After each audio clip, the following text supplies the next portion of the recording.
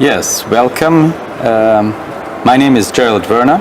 I'm from Darmstadt, Germany. I have the pleasure to moderate this interview session with three experienced operators from around the world. Paul Kao from Taiwan, Seung-Whan Lee from Seoul, and Kambis Mashayekhi from Krotzing in Germany.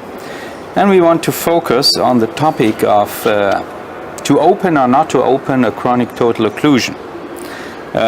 This question comes in the background of guidelines that actually separate CTOs from non-CTOs regarding indication and performance. Paul, what do you think about this separation guidelines? Right now, the recent guidelines, they gave a 2A category to perform a CTO revascularization. Yeah, well, personally, I think this is really absurd because how can you differentiate a 99.9% stenosis from a total occlusion? I think the singling out of the CTO indication is quite bizarre. What we should be looking at is actually the treatment result of this procedure instead of looking at the percentage of the stenosis versus occlusion. Seung-Whan, what do you think? Is it in Korea an issue of guidelines to indicate? I totally agree because of the CTO intervention does not need all patients because of the some patient is the small territory ischemic burden and asymptomatic normal every function. So at that time does not need to open. However, some patient is a large plaque burden, large ischemic burden, and then proximal located CTO, and the patient is symptomatic. Maybe I think the good indication for CTO intervention. However, maybe we don't know exactly. The current guideline is just very crude. Appropriate patient by appropriate trained operator. Appropriately trained operators does not define because of just the number of CTO try in their hospital. So we must define which doctor is the trained operator. The success is defined based on the success rate defined by the complication rate. So because recent data showed US data showed the peri-procedural and 1 month cardiac death is 1%. And the complication rate around 4%. So we must consider that kind of a complication rate. So always risk and benefit discuss about the patient outcome, and we must also discuss about the patient and the guardian. Full discussion after that, we must decide to do open or not open. How about Kambis? In US, we have this additional appropriateness guidelines, which is not so well or established in Europe. But the appropriate guidelines or appropriateness guidelines rank the indication for CTO PCI very low. Is this justified? So, well, I think we have to consider some subsets of indication. It's not, we cannot not say in all patients it's a 2A or 1A or 1B indication, so it depends on the subset. When we are thinking about a complete revascularization in a patient with a multi-vessel disease and impaired LV function, and we know that we have to focus on the residual syntax score. So therefore, we should also achieve the CTO PCI. For sure, we have to have viability there. And we have also a paper now regarding appropriateness of the CTO PCI in the European Heart Journal, and which focused also a little bit more make more focus on the appropriateness of the CTO PCI. So in the setting of complete revasc, I think it's a clear indication to also open the CTO. What you said, it's a different subset of patient. It's a patient with a remaining CTO and one vessel disease, and there we have to think about ischemic burden and also about symptoms. Well, Gerald, you know what? I think that in terms of appropriateness, I think it is still reasonable to set appropriateness criteria for any coronary intervention. That includes non-occlusive disease as well. So for the CTO, I also believe that some of the CTO doesn't need to be recanalized. If it's small, with a small burden, or if it's all scarred downstream, maybe there's no need for it. But the same thing applies to any PCI. If you have a 90% stenosis, but all the territory are scarred, again, you don't have any indication for that. So I don't think singling out CTO intervention to the rest of the PCI is reasonable. But I think appropriateness is reasonable. Certainly not regarding the indication, but certainly regarding the expertise that as Seung-Whan pointed out, that you need highly trained operators. But the holy grail that we as CTO operators are always asked is, where is the survival benefit that we bring about? There is a lot of meta-analysis of all the registries done now, amounting probably to 30,000. And if you put them together, there is a survival benefit. And we are asked, can we test or prove the survival benefit? In stable angina, this is a hard challenge. Courage couldn't do that. But would you ask your patient or tell your patient, I do the CTO PCI because you might gain a survival benefit? Paul? No, I wouldn't. I wouldn't do that. I think you cannot even say that for your stable, non-occlusive disease patients, right? What we are dealing at is actually dealing with a life quality issue. Performance issue. Focused on the maybe stable angina. But majority of 80% of CTO is stable angina, so we must focus the quality of life. Some data just show the survival benefit is quite big survival benefit. Our data and Mayo Clinic data for 10 years, no survival benefit. No, a small population, around 1,000 cases. However, even Western country, even 300 patients have a big difference of survival. I thought that why that kind of difference? Maybe the baseline is a little bit different in Western country and Oriental country. Because of our country baseline is hypertension is around 60%, smoke 30%, diabetes 30%. However, in West country CTO patient, hypertension 80%. The half case of the bypass surgery patient, and diabetes is around the 40 or 50%. A little bit big difference of the risk factor. So after even successful intervention, patient outcome is depend on the underlying risk factor. So I think maybe in CTO patient, even in CTO patient, maybe after successful or after failure, maybe risk factor is very important issue. So we must also have some scoring point to predict the patient outcome regardless of the intervention. So we must evaluate and we must make this is our goal. Which patient is maybe benefit from the CTO intervention, which patient is maybe live alone is okay. So baseline risk factor is very important. Kambis, you work in an institution that has a long-standing experience in CTO PCI, also has a large registry, where you proved from registry data also a survival benefit for a number of subsets. We really tried to analyze every point of this database, and finally we found out that there is a benefit in long-term mortality in our patients which are treated, especially in patients with multivessel disease and also in low ejection fraction. So I think this kind of subset of patient needs to be recanalized, and I tell also the patient, if I have a 60-year-old, 50-year-old patient with a free vessel disease, I tell them that the CTO has to be also treated, and I believe on a prognostic benefit in this patient. Because I believe on the complete revasc concept in this kind of patient. And now when we are doing this procedure nearly every day, so we are really good trained operators, so we can give the patient a chance to have a complete revasc with low complication rate. and therefore I think it's reasonable to give the patient a chance to have the complete revasc. Yeah.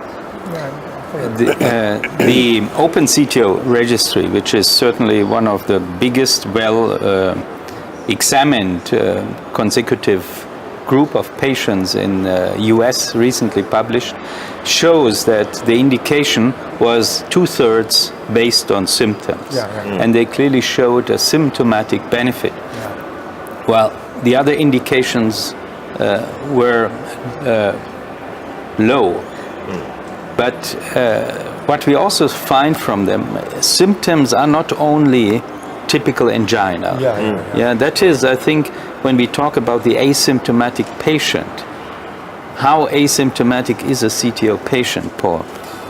Well, yeah, I think you're right, because when we are talking about symptoms, it could be very subjective. And sometimes patients could limit their own daily activity so that they will claim asymptomatic. But in fact, it will affect their general health management. For example, we are talking about hypertension, diabetes, and all these, exercise will help. But if a patient is self-limiting their exercise or physical activity, because of that, even though the patient is asymptomatic, I still think it's not good for the patient. So I think an objective way of proving ischemic burden is very, very important. I mean, for all these CTO patients, we need to document, we need to prove that there are significant ischemic burden before we actually treat them, even though they are asymptomatic clinically. But then we need some objective evidence for that. Kambis, you also did some studies where you went beyond symptoms, objective measurements of improvement. Yeah, because what the clinical practice showed me is that we still have a certain subset of patients who don't have angina, but they have dyspnea or have depression sometimes, and they can't order the symptoms. So regarding dyspnea, we did a spiroergometry testing study where we analyzed the oxygen uptake in patient which had no angina, at least. So 60% did not have angina, and we opened the CTO, and afterwards we could see a significant increase of this oxygen uptake in this subset of patient. And this is what the patient tell you. So I can feel better, I can breathe better, now I can walk the stairs up, and I can do my exercise again. And we could show this data. Nevertheless, guidelines are also written, or mostly written, on randomized data. And now we have 3 studies. Let us first start with the Explore trial. Historically, it was the first published trial. What's your take on the Explore, Seung-Whan? Explore trial, you mean? Maybe a well-designed and long recruitment like our decision CTO, maybe 6 or 7 years required to recruit. Maybe difficult to, I think that I agree, fully agree very difficult randomized trial. Anyways, the outcome is a little bit disappointing. I also the CTO guy, so I wanted to say the LV function is LV end diastolic volume is maybe improved much than the medical treatment. However, I don't know exactly why this kind of result is drawn. However, subgroup analysis in LAD specific patient is maybe more beneficial in some subgroup analysis. Anyways, totally the patient is outcome is not different between 2 groups. So I don't know exactly why. However, some clue is that maybe success rate around the 76%, and then stent thrombosis is quite high, around 4%. I don't agree because in our center, the stent thrombosis is 0.1%. Yes. I cannot see stent thrombosis. Yeah. I think we must say that Explore is rather a very small subset. Yes. And the addressed question is different from the majority of what we face in the daily life. Perform a CTO immediately after STEMI within 7 days. 7 days. We don't do that, Paul, do we? Yeah.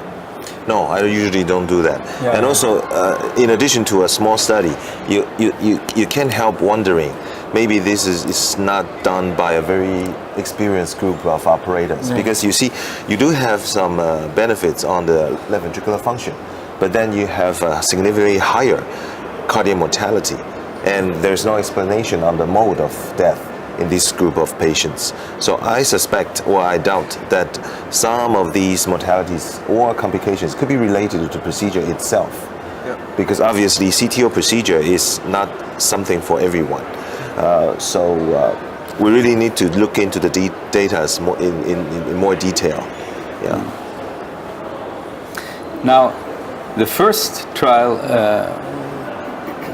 that was published was the decision CTO trial. Maybe we should talk about the decision first.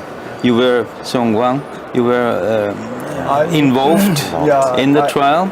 I'm designing this trial, so I also received so many critics from the Western country. So I'm very disappointed. So anyways, when I designed this study, maybe some patient, the CTO patient is very nice outcome is even in the because of the when I designed this study, I cannot do anything CTO intervention, complex CTO I cannot open. So some patient is give some medication, the patient survived 10 years. So I'm so surprised. So at that time I think that maybe medical treatment is one of the good options. So I wanted to make the comparison between the PCI versus medical treatment. Unlike the Eurocitio trial, is non-CTO intervention is first at then randomized. So, however, I wanted to make reflect the real practice. So randomization before any kind of intervention, PCI versus medical treatment. So if needed the non-CTO intervention, some patients require the non-CTO intervention first and then simultaneous or staged CTO intervention versus medical treatment. I wanted to randomize it. So we wanted to evaluate the 3-year outcome. So surprisingly, there is some crossover initially medical treatment aside the patient. Around 90% patient is received PCI at that time, at same day or the next day. Maybe the protocol violation. Also, we have some portion. Maybe the other doctors does not accept it. Maybe some doctors say to me that you must count it as event, the protocol violation. So I don't agree that. So we have some difficulty to publish. Anyways, I agree that some revascularization rate is higher in the medical treatment because some patients complain of chest pain during the follow-up is okay. However, the initial protocol violation is maybe I don't want to think that as an event rate. So anyways, finally the clinical outcome is no difference between the two groups. However, at that time, maybe the revascularization a little bit higher. However, the patient is very stable during the follow-up because of some acceptable angina. The patient does not complain. Just the liver orange, okay, agree. So AUC criteria also suggest that very symptomatic patient should be opened. So the patient also acceptable. So that kind of patient is still on medical treatment. So I think revascularization rate is same between two groups, except the initial protocol violation. I mean, it's probably also a little bit misleading when you see medical treatment versus PCI, because in fact you had also a high rate of multivessel disease. So it would be easier if you would explain that you did PCI of non-CTO lesions versus CTO PCI, additional CTO PCI. So and then we will understand that also in this multivessel disease, if we treat all the vessels, and leave the CTO alone in this time period for 5 years, at least you don't have a huge over-mortality. But there is a trend. And the trend in the as treated analysis, it's not significant, but it's still a difference of, I think, 3%, and that's not trivial. So in a way, it's also a positive trial for CTO. Yes. Because it's only underpowered. So I think this study was important, and I think it's not a complete negative study for CTO PCI. when you look at the trend in the S-treated analysis. Yeah, S3 analysis is quite big, diverse in the over time. And the TLR, or the revascularization, repeat revascularization's endpoint is always a little bit difficult because how to define it in an occluded artery. Yes. So probably also it's time to find sometimes different endpoints. Yeah, that's a general problem of definition. Of course, when we do a crossover, is the crossover an event or not? Yes. Exactly. Yeah, you didn't count it as an event. Yeah. We counted it as an it's event. an event. Actually, Actually, it's an event. Yeah. But so the comparison between the decision CTO, basically in the trial design, and the Euro CTO trial, which came out in May last year at Euro PCR, is this concept of multi-vessel PCI before or after randomization. Paul, you're far away from Europe. What do you think of the trial and the results? Well, personally, I think EuroCTO study is a study designed specifically for CTO. So in contrast to decision CTO, where you're actually looking at a overall interventional strategy versus a medical strategy, the EuroCTO is probably more specific. So basically, you take out all these non-CTO lesions first, and then you randomize the patient on a single CTO, and then randomize the patients to intervention or best medical treatment. I think that's a more specific designed study looking at CTO intervention itself. Of course, the study turns out to be positive because if you look at the endpoints of angina status or life quality, these are significantly positive. So a study that might influence the guidelines, Kambis, what do you think? Will guidelines respect that this is a trial I think that the positive outcome? I think that the guidelines, the future guidelines, are probably going to more functional assessment of ischemic burden. So it's not about the morphological anatomy anymore, which is a contraindication or not for PCI. So it's more regarding what we have on functionality. So do we have ischemic burden? Do we have a free vessel disease? And I think that they are not going to focus so especially on CTO or non-CTO. So once you have a lesion which makes ischemia, if it's 90% or it's occluded, you should treat it. And I think that this may be in the future guidelines. So I don't know at the moment the state of recommendation for the new guidelines 2018. We'll see at the ESC.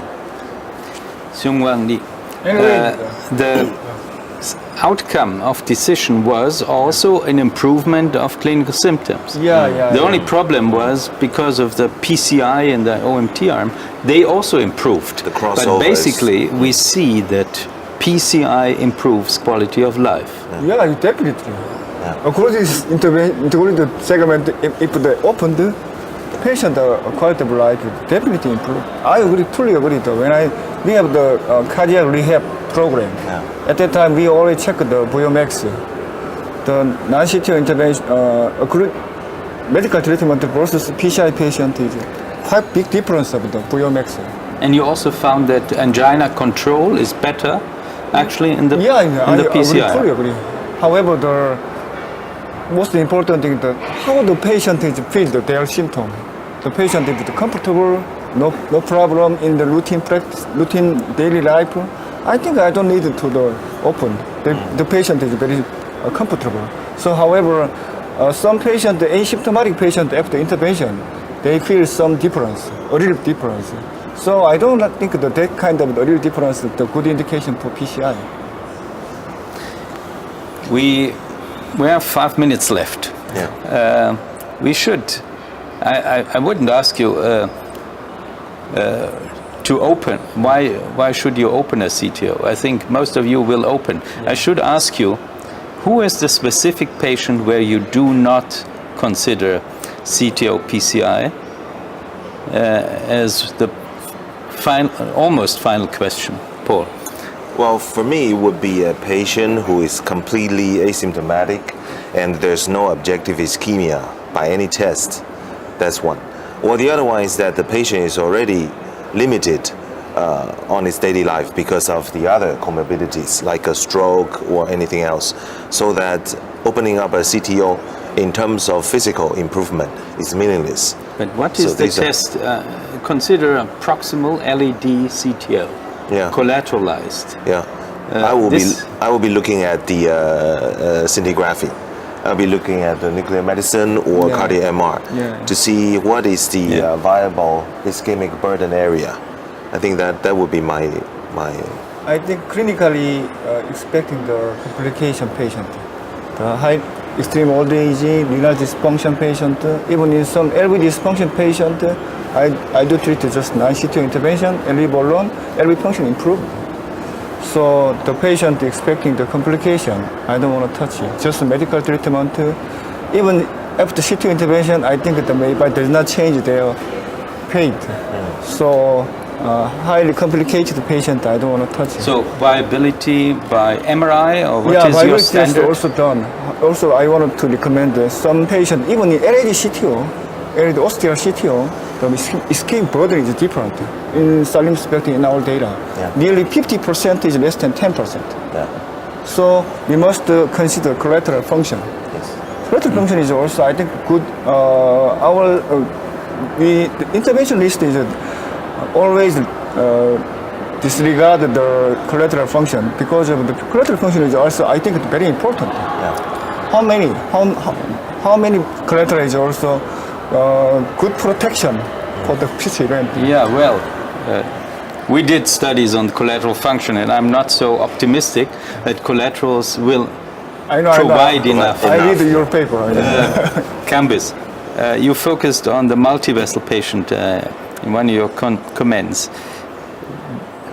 The idea, you take a multi-vessel patient, would you think we should do an extra test once we have done the non-CTO lesions? No, not at all. Because here we have clear data from the morphological side, from syntax at least, and residual syntax score, and there we have to do a complete revasc. I don't think that, we have to understand if there is a scar or not in the territory, but if there is viability, and if we think that this vessel covers more than 10% of the myocardium, then I think we should do the complete revasc and including the CTO. The other thing is the ischemic testing, and this is sometimes not so easy. So sometimes even if we think there must be ischemia, we don't find it, and so this is also a problem. It's all in the guidelines about ischemia, but test and but the reality is stress echo sometimes is negative.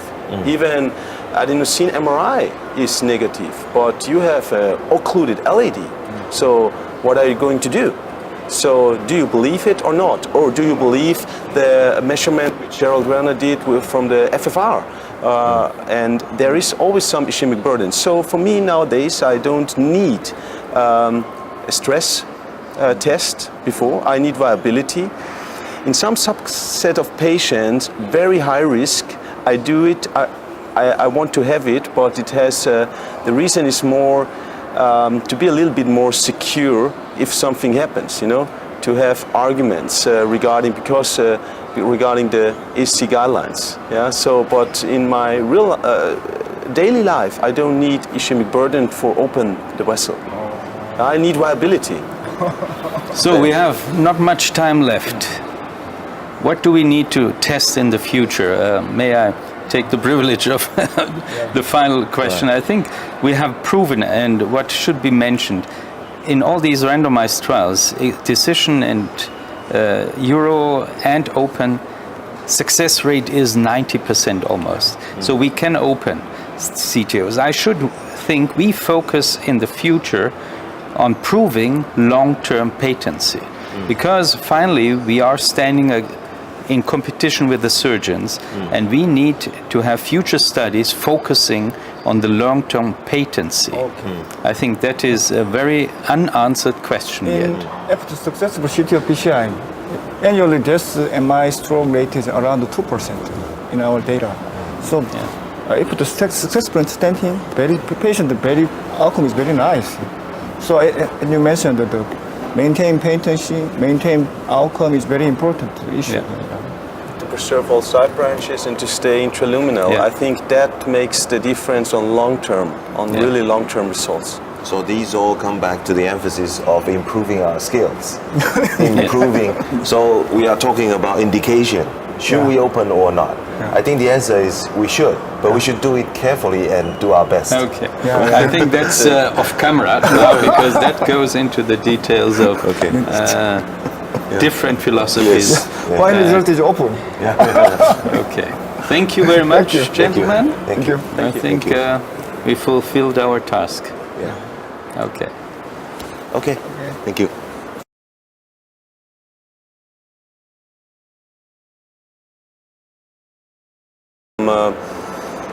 From the morphological side, from syntax at least, and residual syntax score, and there we have to do a complete revask. I don't think that. I mean, we have to understand if there is a scar or not in the territory, but if there is viability, and if we think that this vessel covers more than 10% of the myocardium, then I think we should do the complete revask and including the CTO. I mean, the other thing is the ischemic testing, and this is sometimes not so easy. So sometimes we, even if we think there must be ischemia, we don't find it, and so this is also a problem. You know, it's all in the guidelines about ischemia, but test and but the reality is stress echo sometimes is negative. Even adenosine MRI is negative, but you have occluded LAD. So what are you going to do? So do you believe it or not? Or do you believe the measurement which Gerald Werner did from the FFR? And there is always some ischemic burden. So for me nowadays, I don't need a stress test before. I need viability. In some subset of patients, very high risk, I do it.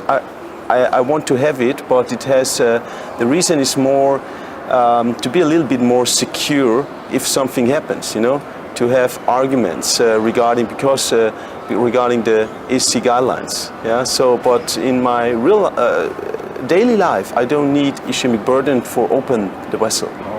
I need viability. So we have not much time left.